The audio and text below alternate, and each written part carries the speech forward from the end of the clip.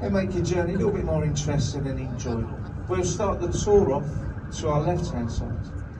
You'll see there London's very own warship, and that's the C-35 HMS Belfast. And she was the largest and fastest light cruiser built for our Royal Navy. Her main arms, well, there are 12 6-inch guns. There are 6 at the back, 6 at the front.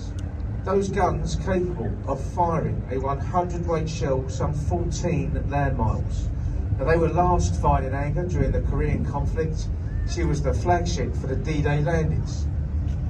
She was built in the famous Harland and Wolff shipyard, Northern Ireland, Belfast, and that's the same shipyard where the ill-fated Titanic was built. You'll see there the uniform dress. I think they're doing a bit of filming on the Belfast today. There's been a lot of cameras, a lot of activity on the vessel itself. But it's normally open to the public. All 9 decks are open to the public. You can go around the Belfast.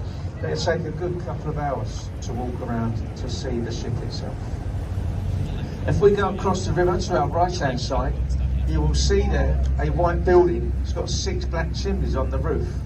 Now, the building is called Water Guard House, and it's the offices and the headquarters to His Majesty's Customs and Excise. So if anybody comes into this country, you brought too many cigarettes, alcohol, even drugs, it's confiscated, it's taken to the basement of that building where we are told it is all incinerated, destroyed.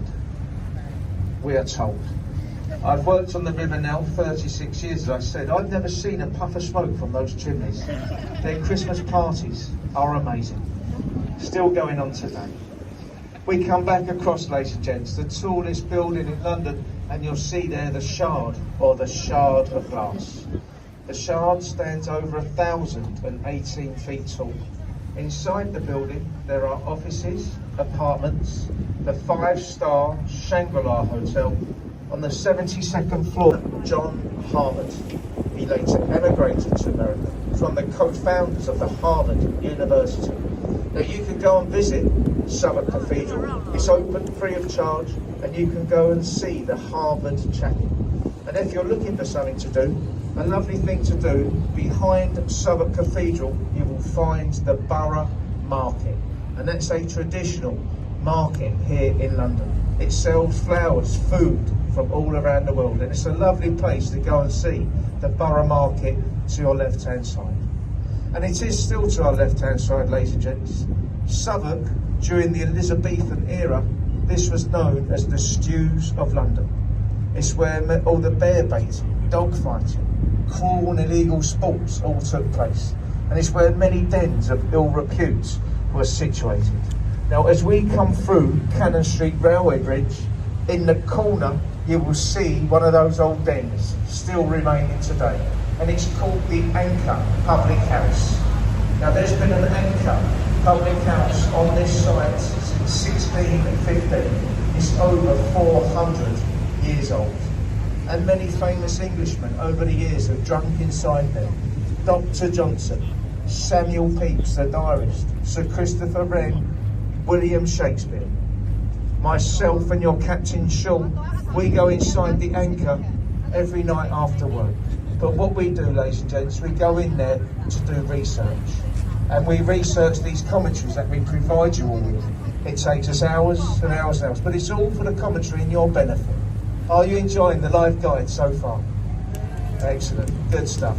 Sometimes Sean tells me off, says I do a little bit too much research and I forget that what next morning what I've researched. But that's not very often, not very often at all. There's a lovely building to our right with the 4 Doric columns, and that's Vintners Place.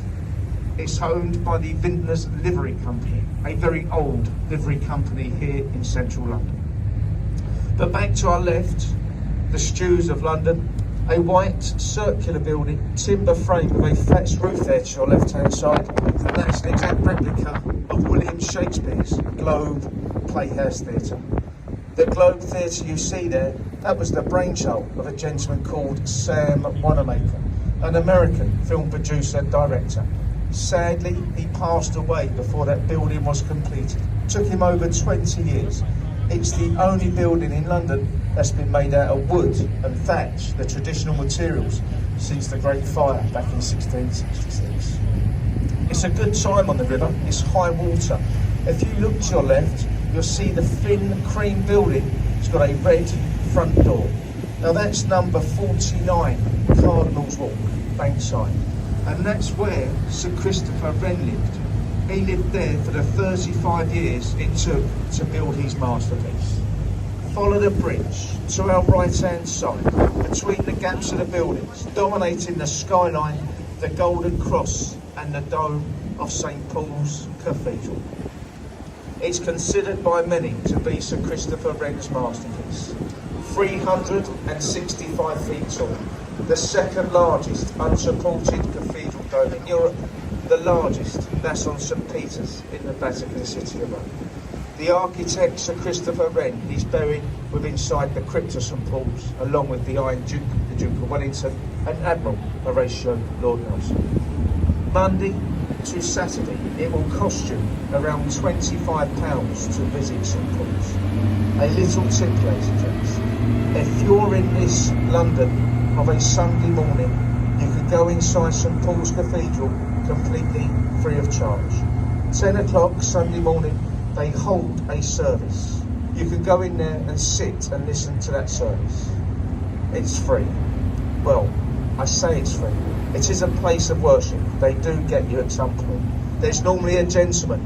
He walks around with a silver bucket asking for donations. And as you can appreciate, it's very quiet in St Paul's. So they prefer the silent donation of a £5, £10 or £20. An old tradition here in London. The bridges, ladies and gents, these are the Blackfriars group of bridges. This first one, Blackfriars Railway Bridge. They built the station on top of the bridge. It spans across the entire width of the River Thames. There are two very close bridges here together. The Blackfriars Railway Bridge, the Blackfriars Road Bridge. These bridges, they form a light tunnel. The Royal Barge. The new Royal Barge, well that's called the Gloriana, is a hand-painted gold and red boat. So when King Charles and William have any business to do on the river, they use the Gloriana. If Harry ever comes over, they put him on the old St Catherine. That's not too much, is it? Sorry if I've offended anyone. To our right, once again, behind the trees, you'll see Somerset House. To our right, ladies and gents, they have taken the river away. The embankment, the Victoria embankment, that used to be the River Thames. And this just gives you an indication. You can see the archway just behind at Somerset House. Just see that archway. The River Thames used to flow into that archway and into the courtyard of Somerset House. So they have narrowed the River Thames, creating the Victoria embankment. Somerset House was once owned by the Dukes and Earls of Somerset. It's now part of the Courtauld Art Gallery. And this bridge, the Waterloo Road Bridge. And we like to call this bridge the Ladies' Bridge. The reason we call it the Ladies' Bridge is that over 85% of the labour force on the reconstruction of this bridge were in fact female.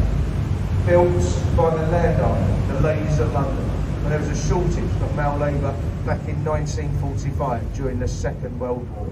And it's faced off of a very expensive self-cleansing Portland stone. To our right-hand side once again, the white building with a green tiled roof, the riverside entrance into the famous Savoy Hotel on the Strand. A 5-star Savoy Hotel to your right. A one-night stay in the penthouse suite of the Savoy overlooking the River Thames on New Year's Eve to admire the fireworks. That will cost you around £10,000 for the night. But we are told it does come with a full English breakfast the next morning. 2 sausages, so it's not all bad. Get your cameras, ladies and gents. To your right, the stone column guarded by the 2 sphinxes, Cleopatra's Needle. Cleopatra's Needle is the oldest thing we'll pass in London today.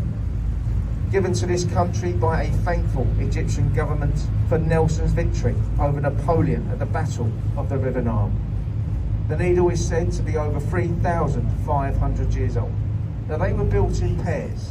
The twin to that needle, Central Park in New York, stands within the western side of the park in New York City.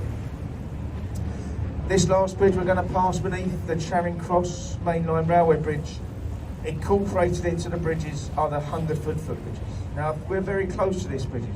If there's anyone walking across these bridges, ladies and gents, give them a wave. If we get a wave back, we'll get 5 years of good luck. There you go. That couple, they should wave, we do pay them. If they don't wave back, that just means they're from London and they're miserable. There's another bridge the other side. See if there's any more nice people.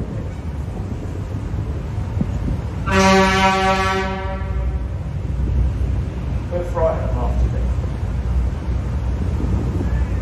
As I said, there's a lot of construction work, ladies and gents, on the River Thames, where they have shortened the embankment, the River Thames, with the Victoria Embankment.